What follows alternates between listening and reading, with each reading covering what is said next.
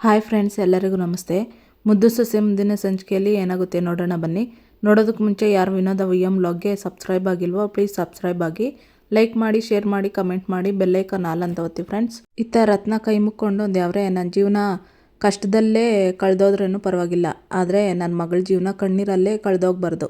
ನನ್ನ ಮಗಳನ್ನ ಅಳಿಯಂದ್ರು ಒಪ್ಕೊಂಡು ಗಂಡ ಹೆಂಡ್ರು ಇಬ್ಬರು ಒಬ್ಬರು ಜೀವ ಒಬ್ಬರು ಅನ್ನಂಗೆ ಬದುಕೋ ಭಾಗ್ಯ ಕೊಡಪ್ಪ ಅಂತ ಕೇಳ್ಕೊಂತಿರ್ತಾಳೆ ರತ್ನ. ಇತ್ತ ವಿದ್ಯಾವರಪ್ಪ ಮಲ್ಕೊಂಡಿರ್ತಾರೆ. ರತ್ನನ್ನು ಮಲ್ಗೋದಕ್ಕಂತ ಹೋಗ್ತಾಳೆ. ಡೋರು ತಟ್ಟಿ ಸೌಂಡ್ ಕೇಳುತ್ತೆ. ಯಾರಪ್ಪ ಇಷ್ಟೊತ್ತಿನಲ್ಲಿ? ರತ್ನೆ, ಹೋಗಿ ಹೊಸಿ ಬಾಕಲ್ ತೆಗಿ ಅಂತ ವಿದ್ಯಾವರಪ್ಪ ಹೇಳ್ತಾರೆ. ಈ ಸರಿ ಹೊತ್ನಾಗೆ ಹೆಣ್ಣೆಂಗ್ಸಿ ಹೋಗಿ ತೆಗ್ದಾಳೆ, ನೀವು ಹೋಗಿ ತೆಗಿ ಅಂತಾಳೆ ರತ್ನ. ಯಾರಪ್ಪ ಈಗ ಸರಿ ಹೊತ್ನಲ್ಲಿ ಕದ ತಟ್ತಾ ಇರೋದು ಅಂತ ಅನ್ಕೊಂಡು ಹೋಗಿ ಬಾಗಲ್ ತೆಗಿತಾನೆ ವಿದ್ಯಾವರಪ್ಪ. ಬಾಗಲ್ ತೆಗೆದ್ಬಿಟ್ಟು ರತ್ನಿ ಅನ್ಕೊಂಡು ಹಿಂದಿಂದಕ್ಕೆ ಬರ್ತಾ ಇರ್ತಾರೆ. ಭದ್ರೇಗೌಡ ಬಂದಿರ್ತಾರೆ. ಭದ್ರನ್ ನೋಡಿ ಎಲ್ರು ಗಾಬರಿ ಆಗ್ತಾ ಇರ್ತಾರೆ. ಅದು ಅಳಿಯಂದ್ರೆ ಅಂತ ಹೇಳಿ, ಅಯ್ಯೋ ಕ್ಷಮಿಸಿ, ಈ ಬಾಯಿಂದ ಅಳಿಯಂದ್ರೆ ಅಂತ ಕೂಗ್ಬಾರ್ದು ಅಂತ ಹೇಳಿದ್ದನ್ನ ಮರ್ತೋದೆ. ಯಾಕಂಗ್ ನೋಡ್ತಾ ಇದ್ದೀರಿ? ತಿರ್ಗಾ ನನ್ನಿಂದ ಏನಾದ್ರೂ ತಪ್ಪಾಗಿದ್ದತೆ ನೋಡಿ. ಆ ದಿನ ತಪ್ಪು ಮಾಡಿದಾಗ ನಿಮ್ಗೆ ಮಾತು ಕೊಟ್ಟಿದ್ನಲ್ಲ, ಮತ್ತೆ ನಾನು ಈ ತಪ್ಪು ಮಾಡಲ್ಲ ಅಂತ, ಆ ಮಾತನ್ನ ನಾನು ಉಳಿಸ್ಕೊಂಡಿದ್ದೀನಿ ಅಂತ ವಿದ್ಯಾವರಪ್ಪ ಹೇಳ್ತಿರ್ತಾರೆ. ಹೌದು ಅಳಿಯಂದ್ರೆ ಒಳ್ಳೆ ರೀತಿಯಲ್ಲಿ ಒಳ್ಳೆ ದಾರಿಲಿ ಬದುಕ್ತವ್ರೆ ಅಂತ ರತ್ನ ಹೇಳ್ತಾ ಇರ್ತಾಳೆ. ಒಂದ್ ವೇಳೆ ಗೊತ್ತೋ ಗೊತ್ತಿಲ್ಲದೆ ಏನಾದ್ರೂ ತಪ್ಪಾಗಿದ್ರೆ ಅದನ್ನ ಕ್ಷಮಿಸ್ಬಿಡಿ. ನೋಡಿ, ನಾನು ಹಿಂದೆ ಮಾಡಿರೋ ತಪ್ಪಿಗೆ ನಿಮ್ಗೆ ನೋವಾಗೋ ಪರಿಸ್ಥಿತಿ ಬಂದಿದ್ರೆ ಈ ಪಾಪಿಗೆ ಬೈರಿ, ಹೊಡೀರಿ, ಶಿಕ್ಷೆ ಕೊಡಿ, ಏನ್ ಮಾಡಿದ್ರು ತಲೆ ಬಾಗಿ ಸ್ವೀಕರಿಸ್ತೀನಿ. ಆದ್ರೆ ಹಿಂಗ್ ಮೌನವಾಗಿ ಮಾತ್ರ ನಿಂತ್ಕೋಬೇಡಿ, ದಯವಿಟ್ಟು ನಮ್ಗೆ ಭಯ ಪಡಿಸ್ಬೇಡಿ ಅಂತ ವಿದ್ಯಾವರಪ್ಪ ಹೇಳ್ತಿರ್ತಾರೆ. ಈ ಚೆಲ್ವಾ, ಅಳಿಯಂದ್ರ ಮುಖದಲ್ಲಿ ಕೋಪ ಕಾಣಿಸ್ತಿಲ್ಲ, ನೀರ್ ತುಂಬೋದೆ ಕಣ್ಲಾ, ಏನೋ ಮನ್ಸಿಗೆ ಬೇಸರ ಮಾಡ್ಕೊ ಬಂದಂಗೈತೆ, ಮೊದ್ಲು ಅದೇನಂತ ವಿಚಾರಿಸು ಅಂತ ವಿದ್ಯಾವ್ರ ಅಜ್ಜಿ ಹೇಳ್ತಿರ್ತಾಳೆ. ಅಳಿಯಂದ್ರೆ ಆಗಿದ್ರೆ ಆಗಿರೋದಾದ್ರೂ ಏನೋ, ಯಾಕೆ ಹಿಂಗ್ ಮೌನವಾಗಿ ನಿಂತಿದ್ದೀರಿ? ಏನಾದ್ರೂ ಮಾತಾಡಿ, ನಿಮ್ ಮೌನ ನಮ್ಮನ್ನ ಎದುರಿಸ್ತೈತೆ, ಏನಾದ್ರೂ ದಯವಿಟ್ಟು ಮಾತಾಡಿ ಅಂತ ವಿದ್ಯಾವರಪ್ಪ ಹೇಳ್ತಿರ್ತಾರೆ. ಹೋಗಿ ಕಾಲು ಹಿಡ್ಕೊಬಿಡ್ತಾನೆ ಭದ್ರ. ಅಯ್ಯೋ, ಇದೇನ್ ಮಾಡ್ತಿದ್ದೀರಿ ಅಳಿಯಂದ್ರೆ, ಹೇಳಿ ಮೇಕೆ ಹೇಳಿ. ನಾ ಕಾಲು ಹಿಡ್ಕೊಂತಾನೆ ಭದ್ರ. ಅಯ್ಯೋ ಅಳಿಯಂದ್ರೆ, ಏನ್ ಮಾಡ್ತಾ ಇದ್ದೀರಿ ಹೇಳಿ ಮೇಕೆ ಅಂತಿರ್ತಾಳೆ ರತ್ನ. ಇಲ್ಲ, ನೀವು ನನ್ನ ಕ್ಷಮಿಸಿದ್ದೀನಿ ಅಂತ ಹೇಳೋವರೆಗೂ ನಾನು ನಿಮ್ಮ ಕಾಲು ಬಿಡಕ್ಕಿಲ್ಲ ಅಂತ ಭದ್ರ ಹೇಳ್ತಾನೆ. ಅಲ್ಲ, ಈಗ ಏನಾಯ್ತು ಅಂತ ನೀವು ಈ ರೀತಿ ಕ್ಷಮೆ ಕೇಳ್ತಿದ್ದೀರಾ ಅಂತಾಳೆ ರತ್ನ. ಇನ್ನೂ ಏನಾಗ್ಬೇಕತ್ತೆ? ಈಗ ಮಾಡಿರೋ ಪಾಪಕ್ಕೇನೆ ನಿಮ್ಮ ಕಾಲುಗಳನ್ನ ನನ್ನ ಕಣ್ಣೀರಿಂದ ತೊಳೆದ್ರೇನು ನನ್ನ ಪಾಪ ಕಡಿಮೆ ಆಗಕ್ಕಿಲ್ಲ ಅಂತ ಭದ್ರ ಹೇಳ್ತಾನೆ. ಅಯ್ಯೋ, ಅಂತ ಮಾತೆಲ್ಲ ಹೇಳ್ಬೇಡಿ ಅಳಿಯಂದ್ರೆ ಅಂತ ವಿದ್ಯಾವರಪ್ಪ ಹೇಳ್ತಿರ್ತಾರೆ. ಅಳಿಯಂದ್ರು ಅಂತ ಕರ್ಸ್ಕೊಳ್ಳೋ ಯೋಗ್ಯತೆ ನನ್ಗಿಲ್ಲ ಮಾವ, ನಿಮ್ಮನ್ನ ಹೆಂಗೆಲ್ಲ ನಡ್ಸ್ಕೊಬಿಟ್ಟೆ, ಅಂತ ಪಾಪಿ ಆಗ್ಬಿಟ್ಟೆ ನಾನು, ನಿಜವಾಗ್ಲೂ ನಾನು ದೊಡ್ಡ ಪಾಪಿನೇ ಅಂತ ಭದ್ರ ಹೇಳ್ತಿರ್ತಾನೆ. ಏನೋ ಕೋಪದಲ್ಲಿ 4 ಮಾತಾಡಿದ್ಯಾ ಕಣಪ್ಪ, ನೀನು ಅದನ್ನೆಲ್ಲ ತಲೆಗೆ ಹಾಕೊಳಕ್ ಹೋಗ್ಬೇಡ ಅಂತ ವಿದ್ಯಾವ್ರ ಅಜ್ಜಿ ಹೇಳ್ತಿರ್ತಾಳೆ. ಹೌದು ಅಳಿಯಂದ್ರೆ ಹೌದು ಅಂತ ವಿದ್ಯಾವರಪ್ಪ ಹೇಳ್ತಿರ್ತಾರೆ. ಇಲ್ಲ, ಇವತ್ತು ನಿಮ್ ಮುಂದೆ ಕೂತಿರೋದು ನಿಮ್ ಅಳಿಯ ಅಲ್ಲ, ತನ್ನ ತಪ್ಪಿನ ಭಾರ ಹೊತ್ಕೊಂಡಿರೋ ಅಪರಾಧಿ ಭದ್ರ. ಹೆಣ್ಕೊಟ್ಟ ಅತ್ತೆ ಮಾವ ಅಂದ್ರೆ ತಂದೆ ತಾಯಿ ಸಮಾನ ಅಂತಾರೆ ಅಂತ ನಿಮ್ಮನ್ನ ಗೌರವದಿಂದ ನೋಡ್ಕೋಬೇಕಾದ್ ನಾನು ನನ್ನ ನಡವಳಿಕೆಯಿಂದ, ನಮ್ಮ ಮಾತಿನಿಂದ, ನನ್ನ ಕೋಪದಿಂದ ತುಂಬಾ ನೋವು ಕೊಟ್ಬಿಟ್ಟಿದ್ದೀನಿ. ನಿಮ್ಗೆಲ್ಲ ಎಷ್ಟೊಂದು ಅವಮಾನ ಮಾಡಿದ್ದೀನಿ ಅಂತ ನೆನ್ಸ್ಕೊಂಡ್ರೆ ನನ್ನ ಮೇಲೆ ನನಗೆ ಅಸಹ್ಯ ಆಗ್ತದೆ ಅಂತ ಹತ್ಕೊಂಡು ಹೇಳ್ತಿರ್ತಾನೆ ಭದ್ರ. ದಯವಿಟ್ಟು ಅಂತ ಮಾತನ್ನೆಲ್ಲ ಹೇಳ್ಬೇಡಿ ಅಳಿಯಂದ್ರೆ, ಎದ್ದೇಳಿ ನೀವು ಅಂತಿರ್ತಾಳೆ ರತ್ನ. ಬೇಡ, ನೀವು ನನ್ನನ್ನು ಕ್ಷಮಿಸಿದ್ದೀನಿ ಅಂತ ಹೇಳೋ ಗಂಟ ನಾನು ನಿಮ್ಮ ಕಾಲು ಬಿಡೋಕ್ಕಿಲ್ಲ ಅಂತ ಭದ್ರ ಹೇಳ್ತಿರ್ತಾನೆ. ನೋಡಿ, ನೀವು ನಮ್ಮನ್ನ ಕ್ಷಮೆ ಕೇಳೋದಾಗ್ಲಿ ಹಿಂಗೆ ಕಾಲಿಗೆ ಬೀಳೋದೆಲ್ಲ ಮಾಡಬಾರ್ದು. ನಾವು ಇದನ್ನ ನಿರೀಕ್ಷೆ ಕೂಡ ಇಟ್ಟಿರ್ಲಿಲ್ಲ. ನೀವು ಇವತ್ತು ನಮ್ಮನ್ನ ಅತ್ತೆ ಮಾವ ಅಂತ ಮನ್ಸಾರೆ ಒಪ್ಕೊಂಡಿದ್ದೀರಿ. ಆ ಮಟ್ಟಿ ಬಾಗಿಲಿಗೆ ಬಂದಿದ್ದೀರಲ್ಲ, ಇಷ್ಟು ಸಾಕು ನಮಗೆ. ಅಳಿಯಂದ್ರೆ, ನಿಮ್ಮ ಜಾಗ ಇರೋದು ನಮ್ಮ ಕಾಲ್ತವ ಅಲ್ಲ, ನಮ್ಮ ಹೃದಯದೊಳಗೆ.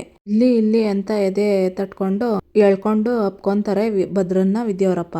ಅಂದ್ರೆ ಈ ಅಪ್ಗೆ ಕ್ಷಮೆ ಮಾತ್ರ ಅಲ್ಲ, ನೀವು ನಮ್ಮ ಅಟ್ಟಿ ಮಗ ಅನ್ನೋದಕ್ಕೆ ನಮ್ಗಿರೋಂಥ ಒಪ್ಗೆ ಅಂತ ವಿದ್ಯಾವರಪ್ಪ ಹೇಳಿ ತಪ್ಕೊಂತಿರ್ತಾರೆ ಭದ್ರನ್ನ. ಇತ್ತ ನವ್ಯ, ಇವತ್ತಿಂದ ಈ ಕ್ಷಣದಿಂದ ನೀನು ಈ ರೂಮಲ್ಲಿ ಕುಡುದು ಚಾಪೆ ದಿಂಬು ಎಲ್ಲ ಎತ್ಕೊಂಡೋಗಿ ಕಿಚನ್ನಲ್ಲೋ ಎಲ್ಲೋ ಈಚೆ ಎಲ್ಲಾದ್ರೂ ಮಲ್ಕೋ ಅಂತ ನವ್ಯ ಹೇಳ್ತಿರ್ತಾಳೆ. ಅಯ್ಯೋ ದೇವ್ರೆ, ಅಂತ ಶಿಕ್ಷೆ ಮಾತ್ರ ಕೊಡ್ಬೇಡ, ನಾನೇನ್ ತಪ್ಪು ಮಾಡಿದ್ದೀನಿ ಅಂತ ನನಗೆ ಗೊತ್ತಾಗದೆ, ಇನ್ಮೇಲೆ ನಮ್ಮ ತಪ್ಪು ತಿದ್ಕೊಂಡು ನಾನು ಸಂದಾಗ ಬಾಳ್ತೀನಿ ಅಂತಿರ್ತಾನೆ ಸುಭಾಷ. ಇವಾಗ ನಾನು ಕೊಡ್ತಿರೋದೇ, ಇವಾಗ ನಿನ್ಗೆ 6 ತಿಂಗಳು ಟೈಮ್ ಕೊಡ್ತೀನಿ. ಪ್ರತಿದಿನ ನೀನು ಅಲ್ಲೇ ಮಲಗಬೇಕು. ನೀನು ಬದಲಾಗಿದೀಯ ಅಂತ ನನ್ಗನ್ಸ್ಬೇಕು. ಅವಾಗ್ಲೇ ನಾನು ಕ್ಷಮಿಸೋದ್ರ ಬಗ್ಗೆ ಯೋಚನೆ ಮಾಡ್ತೀನಿ. ಅಕಸ್ಮಾತ್ ಆಗಿ ಅದೇ ದಾರಿ ಅದೇ ರೀತಿ ನಡ್ಕೊಂತಿದೀಯ ಅಂತ ನನ್ಗೇನಾದ್ರೂ ಗೊತ್ತಾದ್ರೆ ಈ ನವ್ಯನ್ ಇನ್ನೊಂದು ಅವತಾರ ನೋಡ್ತೀಯ ನೀನು ಅಂತ ನವ್ಯ ಹೇಳ್ತಿರ್ತಾಳೆ. ಪ್ಲೀಸ್, ಅಂತ ಶಿಕ್ಷೆ ಮಾತ್ರ ಕೊಡ್ಬೇಡ, ನನ್ನ ಮರ್ವಾದೆ ಎಲ್ಲ ಹೊಂಟೋತದೆ, ಅದು ಅಲ್ದಾನೆ ಅಂತ ಹೇಳ್ತಿರ್ತಾನೆ ಸುಭಾಷ. ನಿನಗ್ ಮರ್ಯಾದೆ ಬೇರೆ ಇದೆಯಾ? ನಿನ್ ಜನ್ಮಕ್ಕೆ. ನಾನು ಒಂದ್ಸತಿ ನಿರ್ಧಾರ ಮಾಡಿದ್ರೆ ಮುಗೀತು, ನಾನು ಹೇಳೋವರೆಗೂ ನೀನು ಅಲ್ಲೇ ಮಲಗಬೇಕು. ಏನಾದ್ರೂ ಬಾಲ ಬಿಚ್ಚಕ್ ನೋಡಿದ್ರೆ ನಿನ್ನ ಡೌರಿ ಕೇಸಲ್ಲಿ ಜೈಲಿಗೆ ಹಾಕ್ಸ್ತೀನಿ. ಇವಾಗ ಕಿಚನಲ್ಲಿ ಹೋಗಿ ಮಲಗ್ತೀಯೋ ಜೈಲಲ್ಲಿ ಮಲಗ್ತೀಯಾ? ಯು ಡಿಸೈಡ್ ಅಂತಾಳೆ ನವ್ಯ. ಅಲ್ಲ ಅದು ಅಂತಿರ್ತಾನೆ Subhash. Get out my side ಅಂತ ಜೋರಾಗಿ ಕಿರ್ಚುತ್ತಿರ್ತಾಳೆ ನವ್ಯ. ಸುಭಾಷ ಚಾಪೆ ತಲೆದಿಂಬೆಲ್ಲ ಎತ್ಕೊ ಬರ್ತಾನೆ. ಗೆಟ್ ಔಟ್ ಅಂತಾಳೆ ನವ್ಯ. ಅಲ್ಲಿಂದ ಹೊರಟೋಗ್ತಾನೆ ಸುಭಾಷ. ಇತ್ತ ವಿದ್ಯಾವ್ರ ಅಜ್ಜಿ, ದಿಟ ಹೇಳ್ತೀನಿ ಕಣಪ್ಪ, ತಿರ್ಗಾ ನೀನು ಈ ಅಟ್ಟಿ ತವ ಬತ್ತೀಯೋ ಇಲ್ಲೋ ಅಂತ ದಿನಾನು ನಮ್ಗೆಲ್ರಿಗೂ ಭಯ ಕಾಡ್ತಾ ಇತ್ತು. ಮೊಮ್ಮಗಳ ಸಂಸಾರ ಸರಿ ಹೋಗ್ತದೋ ಇಲ್ವೋ ಅನ್ನೋ ಭಯದಾಗ ಎಷ್ಟೋ ರಾತ್ರಿ ನಿದ್ದೆನೇ ಬರ್ತಾ ಇರ್ಲಿಲ್ಲ. ಯಾರು ನಮ್ಮನ್ನ ಕೈ ಬಿಡ್ಲಿಲ್ಲ, ಎಲ್ಲಾನು ಸರಿ ಮಾಡ್ಬಿಟ್ಟ. ಆದ್ರೆ ನಿನ್ನ ಈ ಇದಾಗ ನೋಡಿ ಶಾನೆ ಖುಷಿ ಆಗ್ತದೆ. ಇನ್ನು ನಾವು ನಿಶ್ಚಿಂತೆಯಿಂದ ಇರ್ಬೋದು ಅನಿಸ್ತೈತೆ ಕಣಪ್ಪ ಅಂತ ಅಜ್ಜಮ್ಮ ಹೇಳ್ತಿರ್ತಾಳೆ. ನನ್ನ ತಪ್ಪಿಗೆ ಕ್ಷಮೆ ಸಿಗಲ್ವೇನೋ, ನೀನ್ ಯಾಕೆ ಇಲ್ಲಿಗೆ ಬಂದೆ ಅಂತ ಕೇಳ್ತೀರಿ ಅಂತ ಅನ್ಕೊಂಡೆ. ಆದ್ರೆ ನೀವೆಲ್ಲರೂ ನಾನು ಮಾಡಿದ್ದನ್ನ ಏನು ಮನಸ್ಸಿನಲ್ಲಿ ಇಟ್ಕೊಳ್ದೆ ನನ್ನನ್ನ ಕೂತ್ಕೊಳ್ಳೋದು ಕೇಳ್ತಾ ಇದ್ದೀರಾ. ಇದರಲ್ಲೇ ಗೊತ್ತಾಗುತ್ತೆ ನಿಮ್ಮ ವ್ಯಕ್ತಿತ್ವ ಏನೋ, ನಿಮ್ಮ ಹಿರಿಮೆ ಏನೋ ಅಂತ. ನಮ್ಮಿನ್ ನೋಡಿದಾಗ ಇಷ್ಟೊಂದು ಒಳ್ಳೆ ಮನ್ಸು, ಇಷ್ಟೊಂದು ತಾಳ್ಮೆ, ಕ್ಷಮಿಸೋ ಗುಣ ಎಲ್ಲಿಂದ ಬಂದಿದ್ದತೋ ಅಂತ ಅನಿಸಿತು. ಆದ್ರೆ ಅದು ನಿಮ್ಮಂತವ್ರ ಹೊಟ್ಟೆಲ್ ಹುಟ್ಟಿರೋದಕ್ಕೆ ಬಂದಿರೋದು ಅಂತ ನನ್ಗೀಗ ಅರ್ಥ ಆಗ್ತದೆ. ನಿಮ್ಮಂತ ತಾಯಿ ಮಡ್ಲಲ್ಲಿ ಬೆಳೆದಿರೋದಕ್ಕೆಯ ಇಷ್ಟೊಂದು ದೊಡ್ಡ ಮನ್ಸು ಇರೋದು ಅಂತ ನನ್ಗೀಗ ಅರ್ಥ ಆಗ್ತೈತೆ. ನಾನು ನಿಮ್ಮನ್ನ ಅವಳನ್ನ ಯಾರನ್ನೂ ಅರ್ಥ ಮಾಡ್ಕೊಂಡ್ಲಿಲ್ಲ. ಇದೇ ನನ್ನ ಬದುಕಿನ ದೊಡ್ಡ ತಪ್ಪು, ನನ್ನ ಬದುಕಿನ ದೊಡ್ಡ ಪಾಠನೂ ಹೌದು. ನಿಜವಾಗ್ಲೂ ನಿಮ್ಗೆಲ್ಲ ನನ್ನ ಮೇಲೆ ಹೊಸಿನ್ನೂ ಕೋಪ ಇಲ್ವೇ? ನಾನು ನೋಡಿದ್ರೆ ಹೊಡಿಬೇಕು ಅಂತ ಅನಿಸ್ತಾ ಇಲ್ವೇ ಅಂತ ಭದ್ರ ಕೇಳ್ತಾನೆ. ಅಳಿಯಂದ್ರೆ ನೀವು ನಮ್ಮನ್ನ ತಂದೆ ತಾಯಿ ಸಮಾನ ಅಂತ ಹೇಳಿದ್ರಿ ತಾನೆ. ಅಂದ್ಮೇಕೆ ಮಗನ ಮೇಲೆ ತಂದೆ ತಾಯಿಗೆ ಕೋಪ ಬರ್ಬೋದು, ದ್ವೇಷ ಇರ್ತದ ಹೇಳಿ? ನೋಡಿ, ನೀವು ಕೋಪದಲ್ಲಿ 4 ಮಾತು ಅಂದಿರ್ಬೋದು ಅಂತ ನೀವು ಮಾಡಿರೋ ಒಳ್ಳೇದನ್ನ ಮರೆಯಕ್ಕಾತದ? ನೀವು ನಮ್ಮ ಮಟ್ಟಿಗೆ ಅಳಿನಾಗ್ ಬಂದ್ರುವೆ ಮಗನಾಗಿದ್ರಿ, ಸುಖ ದುಃಖದಲ್ಲಿ ಜೊತೆಗಿದ್ರಿ, ಪ್ರೀತಿ ತೋರ್ಸಿದ್ರಿ, ಕಾಳಜಿ ತೋರ್ಸಿದ್ರಿ. ಅದನ್ನೆಲ್ಲ ಹೆಂಗ್ ಮರೆಯಕ್ಕಾತದೆ ಹೇಳಿ ಅಂತ ರತ್ನ ಹೇಳ್ತಿರ್ತಾಳೆ. ಅಳಿಯಂದ್ರೆ ಹೇಳ್ಬೇಕಂದ್ರೆ ನಮ್ಮ ಕಡೆಯಿಂದ ಶಾನೆ ತಪ್ಪಾಗದೆ. ಅದನ್ನ ನೀವು ಮನಸ್ಸಿನಲ್ಲಿ ಮಡ್ಕೊಳ್ದೆ ಇಲ್ಲಿ ಗಂಟ ಬಂದ್ರಲ್ಲ, ಅದೇ ನಿಮ್ ದೊಡ್ಡ ಗುಣ.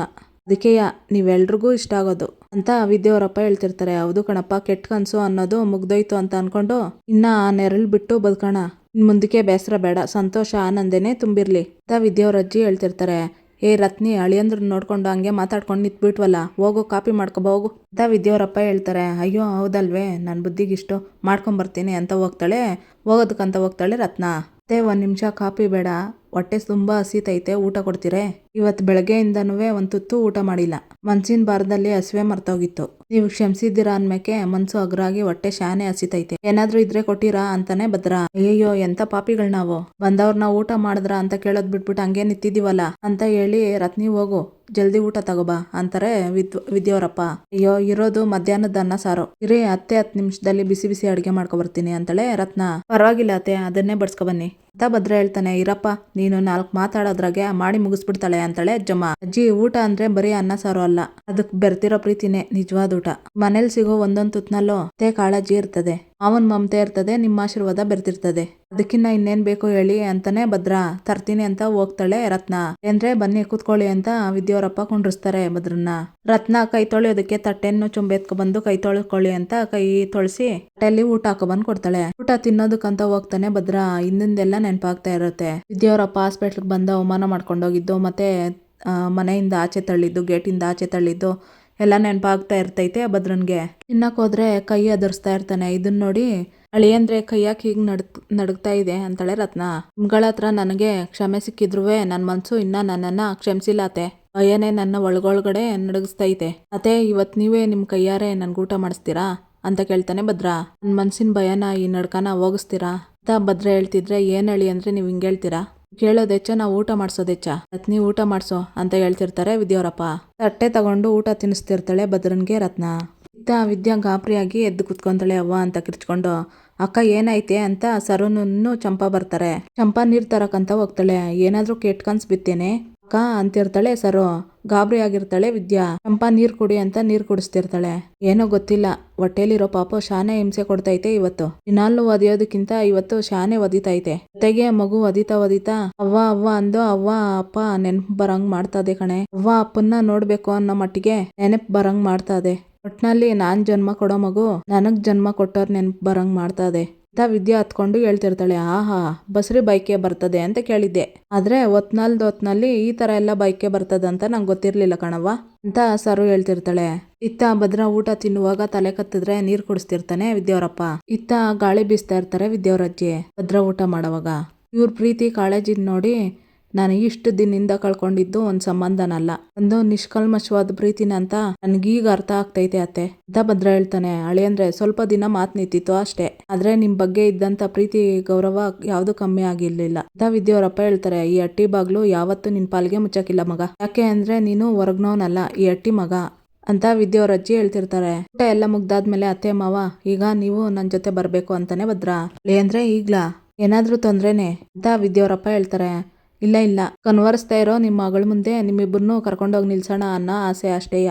ನನ್ನಮ್ಮಿ ಅವಳು ಬಸ್ರಿ ಆದಾಗ್ನಿಂದವೇ ನಾನು ತೋರಿಸಿದ್ದವಳಿಗೆ ಬರೀ ಕೋಪ. ನಾನು ಅವಳ ಹತ್ರ ನೋಡಿದ್ದು ಬರೀ ಕಣ್ಣೀರು. ಗಂಡನಾಗಿ ಬಸ್ರಿ ಬೈಕೆ ಏನು ಅಂತ ತಿಳ್ಕೊಳೋ ಪ್ರಯತ್ನ ಮಾಡ್ಲಿಲ್ಲ. ಅವಳ ಆಸೆ ಏನು ಅಂತ ತಿಳ್ಕೊಂಡ್ಲಿಲ್ಲ. ಮೊದಲನೇ ಕಿತ ನನ್ನಮ್ಮಿ ನಮ್ಮವ್ವ ಬೇಕು ಅಂತ ಕನ್ವರ್ಸೋದನ್ನ ಕೇಳಿಸ್ತು. ಅವಾಗ್ಲೇ ನನ್ಗೆ ಅರ್ಥ ಆಗಿದ್ದು ಕನ್ವರ್ಕೆಯಲ್ಲಿ ನಿಮ್ಮಿಬ್ಬರಿಗೋಸ್ಕರ ಎಷ್ಟು ಹಂಬಲಿಸ್ತವಳೆ ಅಂತ.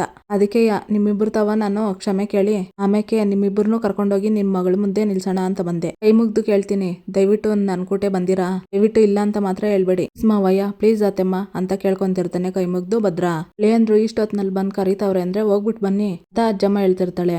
ಅಯ್ಯೋ ಅದಕ್ಕೆ ಯಾಕೆ ಕೈ ಮುಗ್ದಿರಿ? ಕರೆದ್ಮೇಲೆ ನಾವು ಬರಕಿಲ್ಲ ಅನ್ನಕಾತದೆ, ಖಂಡಿತ ಬರ್ತೀವಿ ಅಂತ ವಿದ್ಯಾವರಪ್ಪ ಹೇಳ್ತಾರೆ. ಇಲ್ಲಿಗೆ ಈ ಸಂಚಿಕೆ ಮುಕ್ತಾಯ ಆಗುತ್ತೆ. ಇನ್ನು ಯಾರು ವಿನೋದ ವೈಎಂ ಬ್ಲಾಗ್ಗೆ ಸಬ್ಸ್ಕ್ರೈಬ್ ಆಗಿಲ್ವೋ ಪ್ಲೀಸ್ ಸಬ್ಸ್ಕ್ರೈಬ್ ಆಗಿ, ಲೈಕ್ ಮಾಡಿ, ಶೇರ್ ಮಾಡಿ, ಕಮೆಂಟ್ ಮಾಡಿ, ಬೆಲ್ಲೈಕನ್ ಆಲ್ ಅಂತ ಒತ್ತಿ ಫ್ರೆಂಡ್ಸ್. ಈ ವಿಡಿಯೋ ನೋಡೋದಕ್ಕಾಗಿ ಎಲ್ಲರಿಗೂ ಧನ್ಯವಾದಗಳು.